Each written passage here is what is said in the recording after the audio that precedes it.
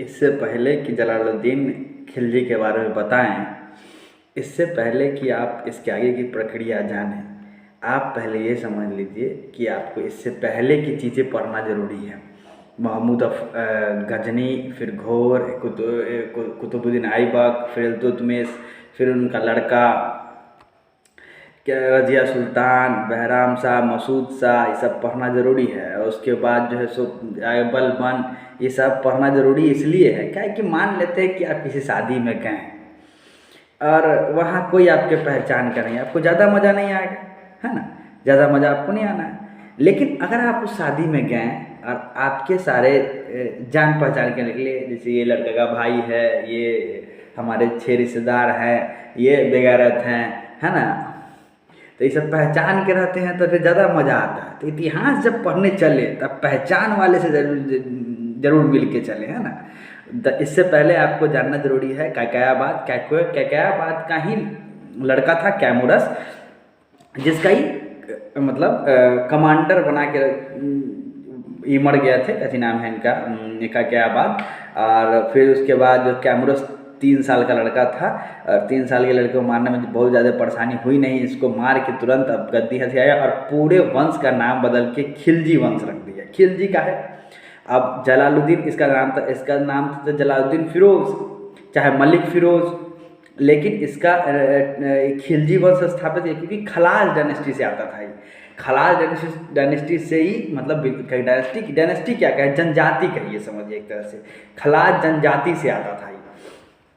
इसीलिए जो है इसका अलाउद्दीन खिलजी वंश की स्थापना किया है, नया नाम दिया, नया वंश की शुरुआत किए जलालुद्दीन खिलजी ने। 70 साल की उम्र में राजा गद्दी अपनाया। 70 साल की उम्र मतलब अब मरे मरे को था, है ना? जिंदा रहे भी तो राजा बनने के लिए जिंदा रहे, है ना? 70 साल की उम्र में राजा बनता है। अच्छा, ये भी एगो स्लेव था, ये भी एगो गुलाम था, लेकिन गुलाम वंश का नहीं था, ये खिलजी वंश का था, क्योंकि खलाज जनजाति से आता था, खरीदाया गया था अफगानिस्तान से। उस समय उसको खरीद के लाया गया था, तब से लेके आज तक ये काम कर रहा था। ये और इसका भाई शिहाबुद्दीन दोनों काम कर रहे थे स्लेव डायनेस्टी के लिए, गुलाम वंश के लिए। जब मौका मिला तो कैमुरस को मार के नए वंश की स्थापना किया, जिसका नाम था खिलजी वंश। असली नाम आपको बता दिए, मलिक फिरोज, खलाज जनजाति से था ही। और ये दोनों कमांडर थे गुलाम वंश में, एक था शिहाबुद्दीन और दूसरा था जलालुद्दीन खिलजी। ये खिलजी उस समय नाम नहीं था, बाद में पड़ा जब ये राजा बनता है तब। समाना का गवर्नर बनाया गया था इसको, ठीक है। 13 जून 1290 में ये राजा बना, सत्ता हाथी आया। उसके बाद पीसफुल रहना चाहता, शांत व्यवहार से रहना। 70 साल की उम्र में लोग ज़्यादा उत्पात मचाते नहीं, जैसे कैकयाबाद 17 साल की उम्र में उत्पात मचाएगा। 16 साल में तो जानवे करते हैं, गाना सुने भी किए थे आपको, बाली उम्र को सलाम। तो 70 साल में उम्र को सलाम नहीं, रहने तो हो गया, है ना? तो 70 साल की उम्र में राजा बना, इसीलिए इसमें ज़्यादा एनर्जी बचा नहीं था, बस शांति से जीना चाहता था, समझे? सबको खुश करना चाहता था, जिसका जो पोस्ट था रहने दिया। मतलब अगर आप मंत्री हैं, आप मंत्री रहेंगे, अगर आप जो हैं जिस पद पर हैं आप उसी पद पर रहेंगे, कोई दिक्कत नहीं, खाली वंश हम ही बदल गए हैं, बस इतना समझ लीजिए। कोई तकलीफ आप लोग को नहीं होगा, कि सबको खुश रखना चाहता था, समझे?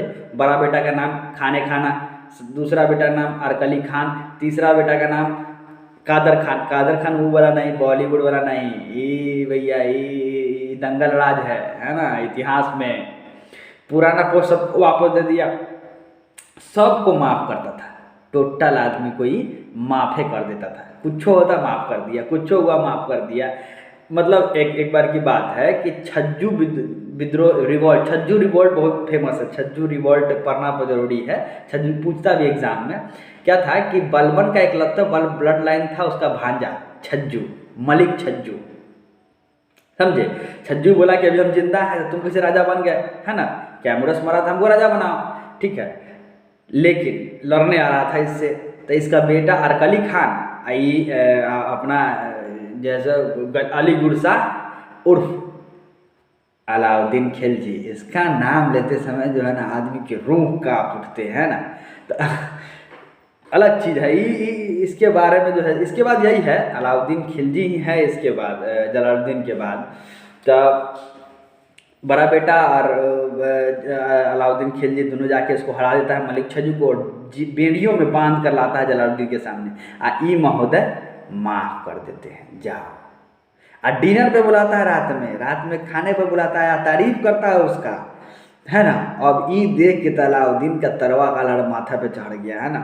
का करो का नहीं, बेचारा राजा है ना। दूसरा है सिद्दी मौला, मान ले सिद्दी मौला जो थे वो हिंदू रूलर थे, उनका सपोर्ट भी था हिंदू रूलर का, है ना, सपोर्ट भी करता था हिंदू रूलर सब। और क्या क्या किया, अब देखिए, अब यहाँ पे तो मलिक छजू को माफ़ कर दिए। अब हिंदू रूलर था, वो बोला कि हम गद्दी छीन लेंगे।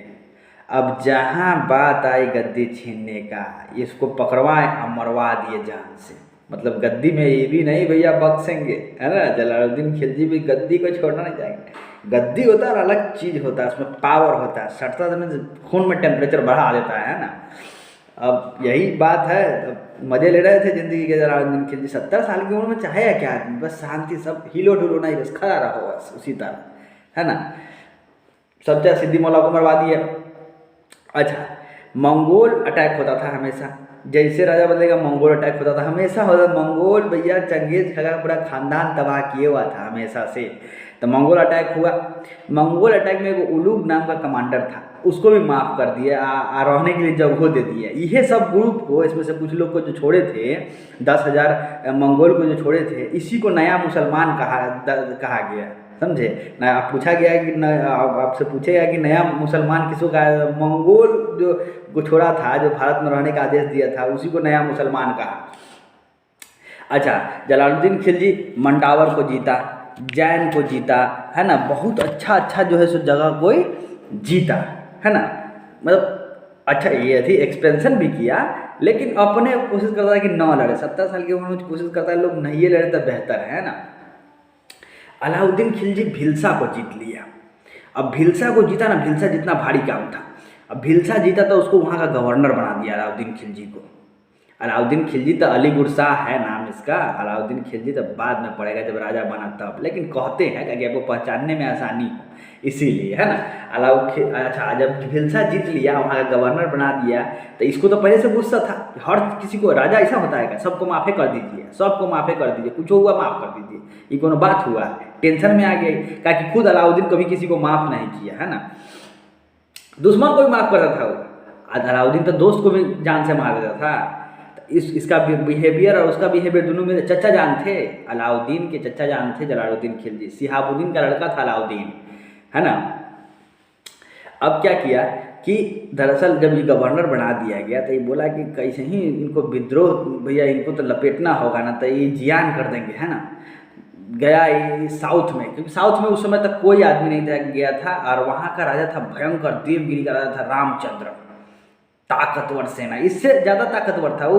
अपने को साउथ से लेना देना नहीं है, साउथ को नॉर्थ से लेना देना नहीं है, नॉर्थ को साउथ से लेना देना नहीं है, ठीक है। इसीलिए वो वाला डायनेस्टी चल रहा है ये पर अभी तक, क्योंकि साउथ पे हमला करने का मतलब आप 100 शेर को छेड़ दिए। जलालुद्दीन कभी नहीं चाहेगा, 70 साल की उम्र में कोई नहीं चाहेगा कि किसी शेर को छेड़ा जाए। लेकिन जलालुद्दीन का 8,000 घुड़सवार सैनिक लेके चले गए रामचंद्र के पास। रामचंद्र के पास गए, कहे कि मिलेंगे, आपसे मिलने आए हैं। गए, मिले, तलवार धो दिए गर्दन पर, ठीक है, धो दिए गर्दन पर, सारा कब्जा उब्जा कर लिए। तो वो रामचंद्र बोला कि आप जितना धन संपत्ति ले जाना ले जाइए, हमको बकस दीजिए। तो बहुत सारा धोना, सोना, हाथी, भाला, घोड़ा, फिर से उसके बाद मतलब पैसा देते देते अमीर कर दिया। इतना पैसा था उधर कि मतलब मत पूछिए, बहुत पैसा दिया इसको, ये अमीर हो गया था एकदम भयंकर। मतलब राजा के जितना संपत्ति होगा उतना संपत्ति आया। उस समय जलालुद्दीन खिलजी ग्वालियर में थे। अलाउद्दीन अलवर बेग को खत लिखवाया कि राजा को बोलिए कि हमसे आके मिले, हम माफ़ी मांगना चाहते हैं उनसे, जलालुद्दीन खिलजी से। चचा जान से माफ़ी मांगेंगे, चचा जान से माफ़ी मांगेंगे, भतीजा जान, है ना। तो ठीक है, तो सब मना भी किया इसको कि जैसे न जाइए आप, लेकिन ये माने कहा, ये कहे कि ना, ये तो माफ़ करने की प्रवृत्ति थी, हमारा भतीजा है, कुछ थोड़ी करेगा। ठीक है, गए उनसे मिलने। मणिकपुर से पहले एगो नदी पड़ता है, ठीक है, तो उस नदी के उसी पार सारे सैनिक को रोक दिए और 2-4 गो सैनिक लेके इस पार गए, ठीक है। कहा चाचा चाचा से बोला कि चाचा जान आइए स्नान करने। नदी में स्नान कर रहा था, वो तो इंतजार कर रहा था कि आप अंदर आइए। अंदर आया, समझे, बॉस कहा कि वह है देखिए खजाना, स्नान कर लीजिए, उसके बाद पूजा वूजा करके जो है पूजा मतलब कथी है मुस्लिम में होता है नमाज पढ़ के चला जाएगा दिल्ली, समझे। बस चचा जान जैसे नज़दीक जाते हैं, बस देता है तलवार, देता है घुसा के घुमा देता है, बस कहानी ख़त्म। चचा जान निकल लिए, जलालुद्दीन खिलजी निकल लिए। अलाउद्दीन उसका गर्दन काटता है और भाला में गांथ के, और उसी दिन बारिश के मौसम में, उसी दिन धुरंधर लोग था ये सब, है ना, उसी दिन पहुंचा दिल्ली। और दिल्ली पहुंच के बोलता है कि अब किसी में कुव्वत है तो विद्रोह करे, हम देख लेंगे, समझे। 20 जुलाई 1296 को अलाउद्दीन अपने आप को सुल्तान घोषित कर देता है, और उसके बाद से जो है सो अलाउद्दीन खिलजी राजा बनता है, और इनका करियर जो है सो समाप्त, ख़त्म। जलालुद्दीन खिलजी मर गए। अब आ जाता है अलाउद्दीन खिलजी की, ठीक है। और अलाउद्दीन खिलजी हम लोग पढ़ेंगे कल। कोई भी दिक्कत, कोई भी समस्या हो, कंप्लेंट कीजिए, कंप्लेंट कह रहा है कमेंट कीजिए, और उसका समाधान हम करेंगे, ठीक है। टेंशन ले लिए, कुछ छूट गया तो बताइएगा, कोई तरह की दिक्कत है वो कमेंट कीजिए, देखा जाएगा। लेकिन लगे रहिए, क्योंकि इसके बाद फिर अलाउद्दीन खिलजी इसी तरह से लेकर के पूरा इतिहास पढ़ा देंगे। टेंशन नहीं लीजिए, खाली सुनते रहिए बस।